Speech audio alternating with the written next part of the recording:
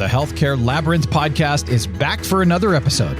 Join Mark S. Ryan, a veteran health plan and health technology executive, as he explores the world of healthcare. Welcome, everyone, to this edition of the Healthcare Labyrinth podcast. My name is Mark Ryan, and thanks to everyone who is listening in. I am hitting two topics today that tend to tie together. The first topic regards what I view as yet another managed care conversion cycle hitting us. The cycle is a major period of change for the healthcare system. I will go through the 4 cycles so far, the first of which is the birth of managed care. The latest we are in has to do with the advent of value-based care and digital transformation. The second topic in the back half of the podcast will talk about events that have led to Medicare Advantage having to pivot how they approach their business to ensure return to profitability and long-term success. As you will see, what I recommend is taking advantage of elements of the 4th cycle. We will take 3 breaks. The first 2 segments will cover the managed care conversion cycles, and the last 2, the need for an MA pivot. Let's get right to it. First, the managed care conversion cycles. A number of chapters in my book, The Healthcare Labyrinth, tell the story of American healthcare's conversion from a fee-for-service system to managed care.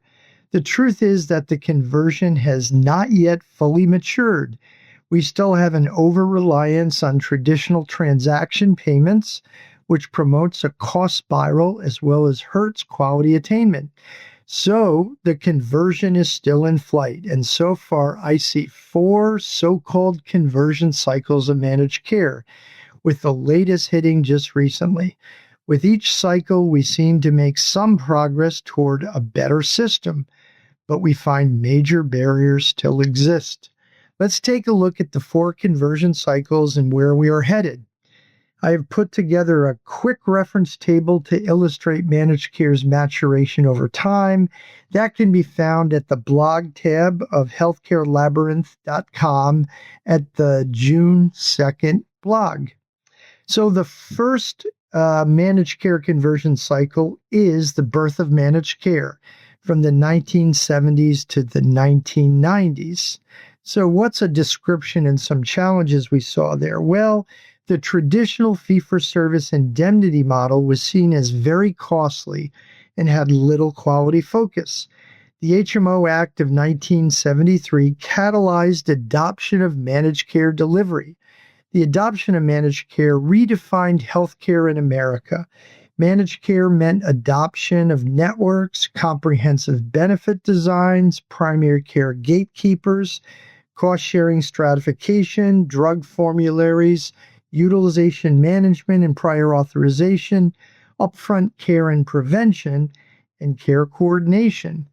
Some of the transformational pivots related to birth and managed care were the fact that the American healthcare system moved from a focus on transactional per-event payments to managed care, where health plans and physicians guided services through various incentives and disincentives.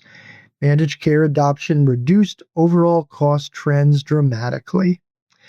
The second conversion cycle of managed care is the managed care backlash from the 1990s to the 2000s. So what's a description and challenges here? Well, managed care plans concentrated more on the negative cost controls and dictates centered on a strict health maintenance organization than the positive comprehensive care and coordination. Thus, Americans grew tired of the lack of flexibility in terms of networks, the tight utilization controls, the PCP gatekeepers, and impacts to the doctor-patient relationship. Americans and employers wanted more balance between cost savings and choice. Plans created exclusive provider organizations, open access HMOs, preferred provider organizations, and point-of-service plan benefit packages while still offering the strict gatekeeper HMOs.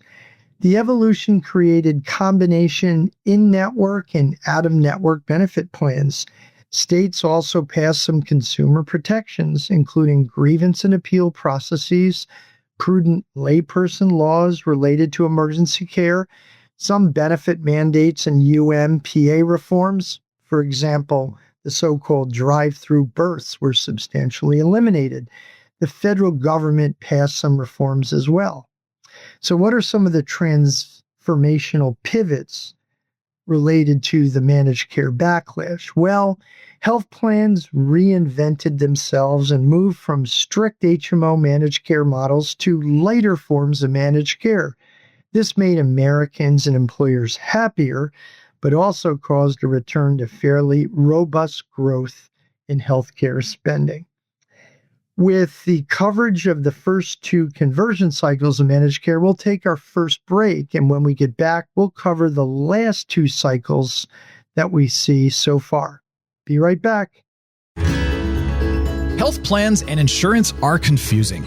Our healthcare system is in dire need of reform. Health policy expert Mark Ryan tackles both issues in his book, The Healthcare Labyrinth. It is both a guide to navigating health plans and fixing American health insurance.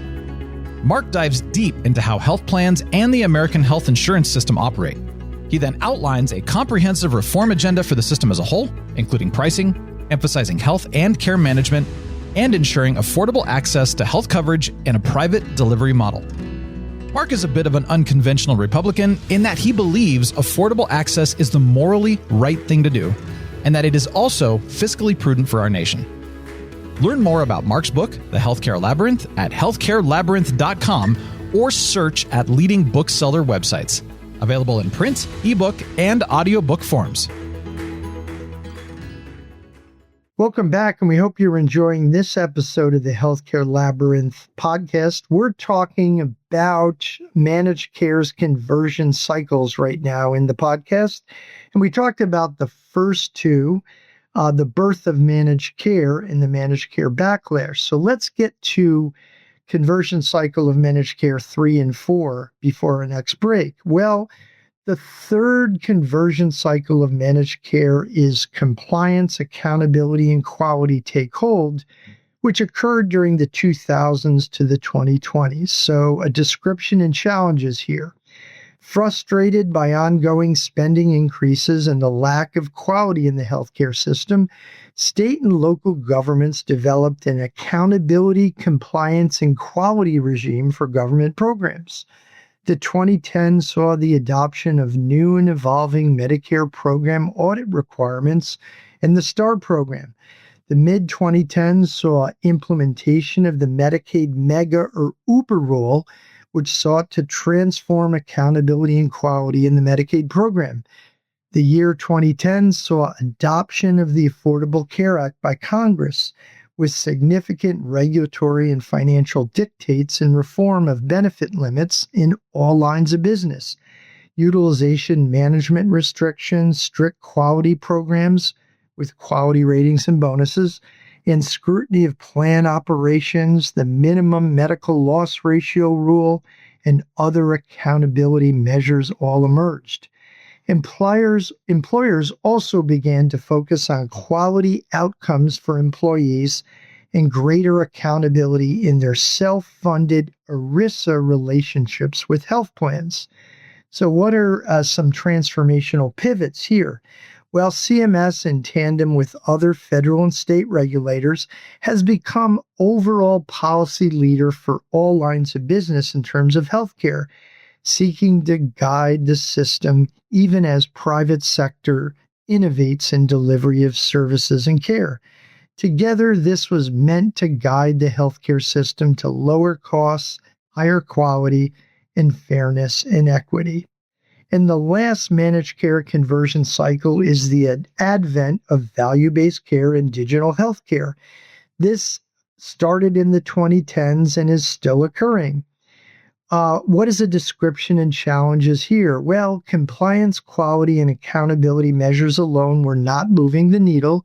Greater transformation was desired. The ACA introduced the Center for Medicare and Medicaid Innovation and a value-based care focus. Pilots emerged on moving from fee-for-service to VBC payments in all lines of business, including commercial and employer. While risk arrangements existed before, government and health plans pursued greater proliferation of VBC with providers in all lines of business. These VBC arrangements included capitation with quality bill above, partial and global risk funds, bundled and global payments, bonuses and penalties tied to cost efficiency and quality performance, and outcome-based payments. States and the federal government sought to further clamp down on and prior authorization. They also tried to mature quality programs, attack risk adjustment abuse, and target aberrant behavior of health plans and providers to move the focus from and revenue attainment to care management and risk intervention. There was also a strong focus on interoperability and digital transformation dictates and evolutionary trends. So what are some transformational pivots here? Well, VBC and digital transformation efforts seek to move from upfront gatekeeping and concentration on revenue at health plans to a holistic approach to monitoring risks, costs, outcomes, care, and satisfaction on the part of consumers and providers.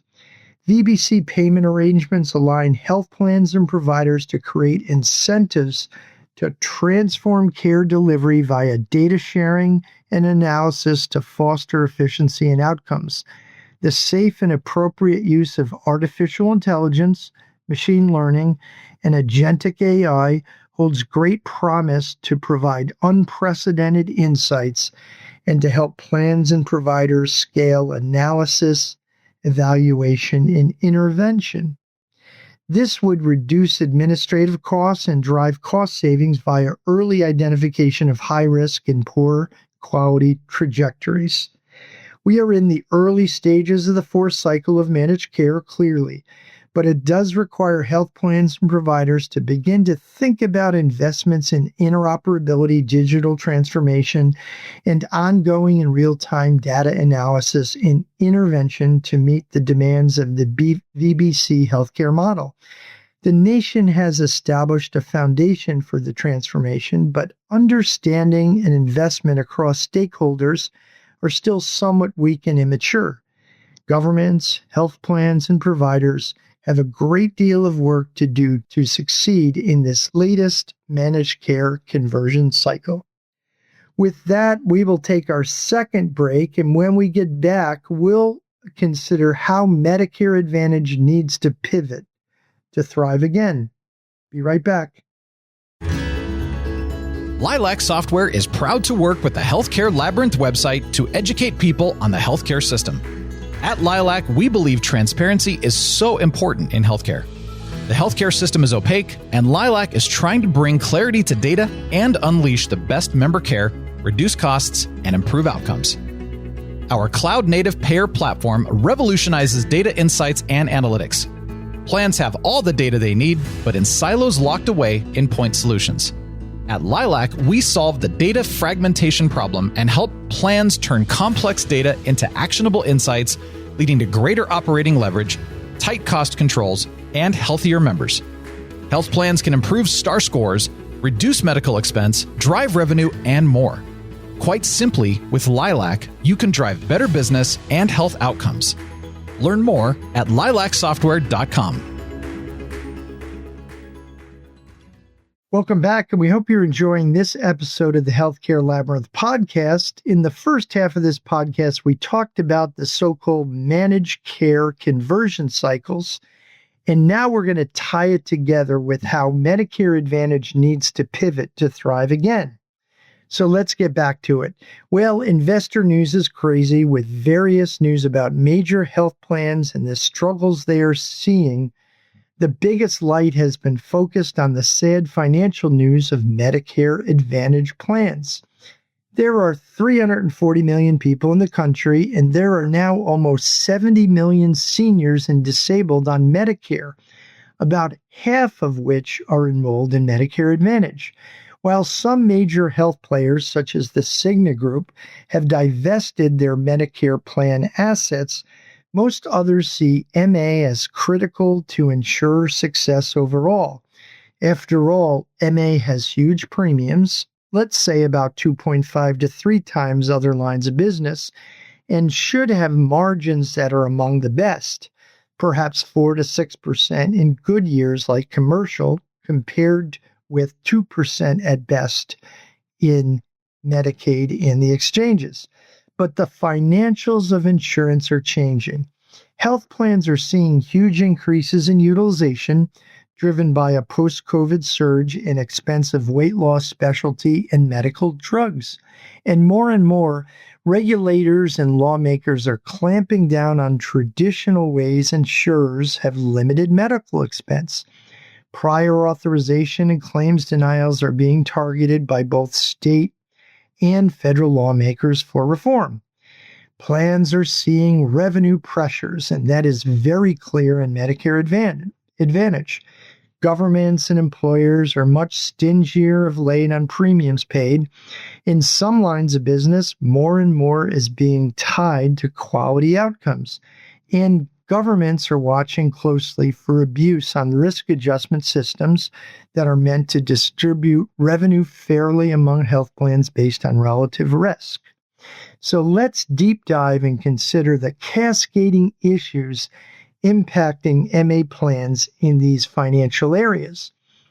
First, prior authorization and claims denials. Well, the Centers for Medicare and Medicaid Services and a bipartisan group of lawmakers in Congress have pushed and will push for major reforms here. For 2024, CMS forced MA plans to follow the traditional fee-for-service program rules for coverage. This effectively has reined in PA demonstrably in the program.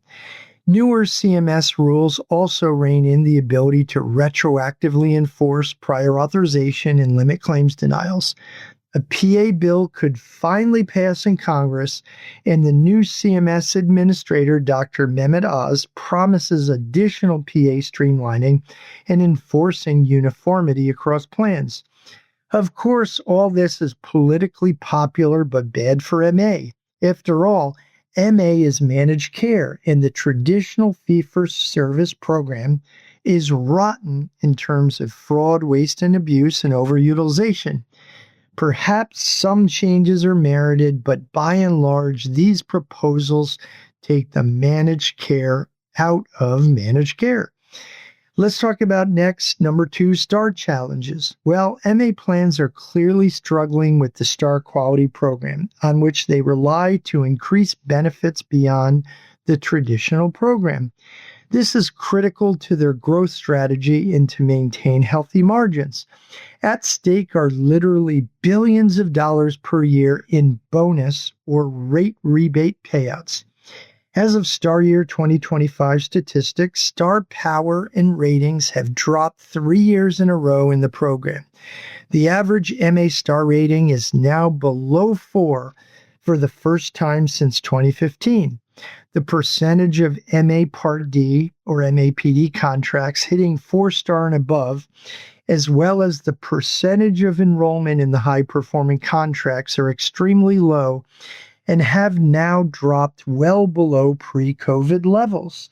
The percentage of contracts that rate 4-star and above barely broke 40%, down from over 44% in 2024, which was already very low. Enrollment in 4-star and above contracts has now slipped to just over 60% from over 76% in 2024. The STAR challenges are a result of a few factors.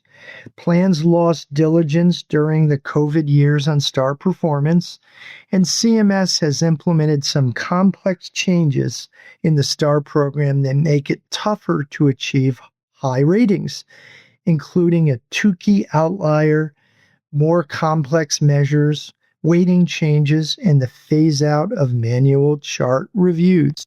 Let's move on to a third challenge here, which is risk adjustment reforms. Rate hikes have come down tremendously in Medicare Advantage over the past few years. That is due to cost trends in the traditional program, but also from implementation of a new risk adjustment model, V28. The new model was created and implemented by CMS to rein in overcoding by health plans and target recognition of risk among individuals better. V28 will take more than 7% out of rates when the phase-in is complete for rate year 2026. This has caused tremendous revenue drops just as utilization has begun to spike. In 2026, there is a reasonably hefty rate hike of 5%, but utilization and spending will still go up in the program 9% or more. Beyond the implementation of the V28 risk model to constrain risk adjustment revenue, CMS and lawmakers are looking at further reforms due to reports that MA is overpaid by $80 billion or more annually. I do not agree with most calculations overcoding, but there is a great deal of abuse, and that is tied to practices at a handful of plans. That disproportionately benefits those plans in terms of revenue, but it gives all of MA a bad name. Dr. Oz has promised lawmakers to rein in overpayments. Some lawmakers on both sides of the aisle want reforms as part of the budget reconciliation bill. It's not yet in there. Oz announced that CMS will get to 100% auditing of plans on risk adjustment data validation, or RADV, quickly. Others want to eliminate risk scores that are tied exclusively to health risk assessments or manual chart reviews. Still, other proposals include a blanket increase in the coding intensity factor, which reduces MA rates, or a sliding scale coding intensity adjustment tied to the perceived level of upcoding by each plan. With the discussion of the challenges hitting MA right now, let's take our last break, and when we come back, we'll describe what this impact is and what do MA plans need to do about it. Be right back. The Healthcare Labyrinth is no ordinary website. It features news and commentary from one of the nation's leading healthcare policy and technology experts. Mark Ryan combs the internet for the latest healthcare news and publishes a news feed each weekday with summations and Mark's insights. Twice a week, Mark publishes a blog to go deep into a current issue. And of course, Mark hosts a podcast each week to delve even further. All of this is available at healthcarelabyrinth.com. Visit each day for the latest happenings in healthcare. As well, learn more about Mark's book, The Healthcare Labyrinth, at the website. That's healthcarelabyrinth.com, your go-to source for healthcare news.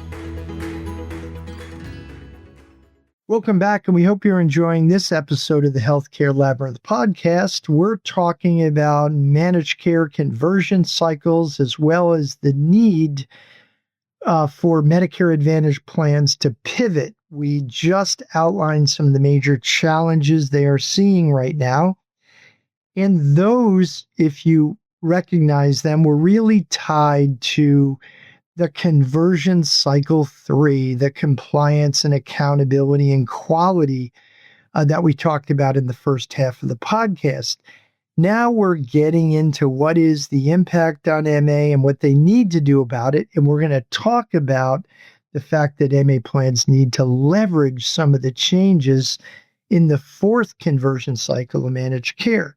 So let's get back to it. What is the impact of all of this for MA?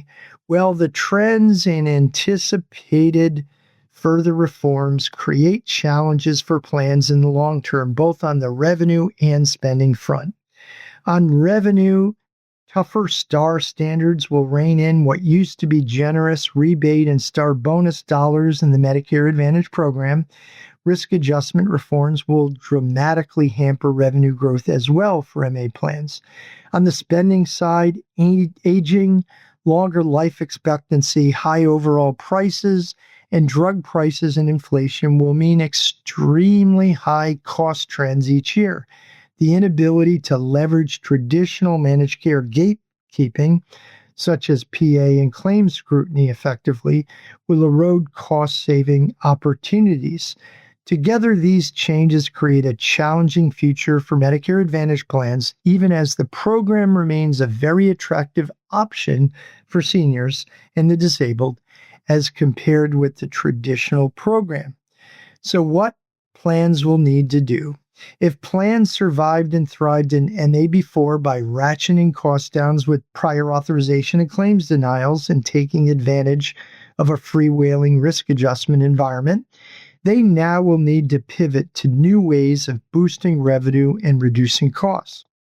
Here is what MA plans will need to do. First, they will need to invest in technology and personnel to truly assess quality outcomes and performance. Broad investments here to be constantly ahead of the star changes and complexity is key. Stellar performance will mean analysis of and outreach to every member on dozens of measures. Second, they need to invest in technology and personnel to thoroughly assess member risk and global cost trends and intervene to lower costs. Far too little is done in this area, and when it is done, often the data analyzed is so stale that the opportunity to intervene successfully and tackle trends has evaporated. Third, MA plans also need to invest in technology and personnel to enhance member satisfaction. While cost trends are always eating away at margin, a lack of member satisfaction tends to eat away both at revenue and margin through an ongoing churn of membership. Average annual churn has increased dramatically the past decade or so. Prior to 2017, average annual churn was about 10%. In 2021 and 2022, the average churn had hit 17%. The churn rate may have increased more in the last couple of years due to overall MA growth as well as plan and geographic contractions. What's the impact of this churn on revenue? Say an MA plan has a fairly good annual average churn of 10%. A 100,000 life MA plan still loses somewhere between $120 million and $150 million in annual revenue. But a plan with a 15% churn rate loses somewhere between $180 million and $225 million in annual revenue. Also, churn tends to increase the greater number of dual eligibles you enroll. Each of the above three things will require engagement with members, providers, and various plan departments to lower risk, reduce costs, increase quality, and boost member satisfaction. While large plans could make the needed investments, small and medium-sized plans could struggle. But a mature data analytics platform deriving real-time assessment of factors, as well as leveraging artificial intelligence, machine learning, and agentic AI engagement, could be how all plans rise to the occasion and pivot their enterprises for financial success in MA.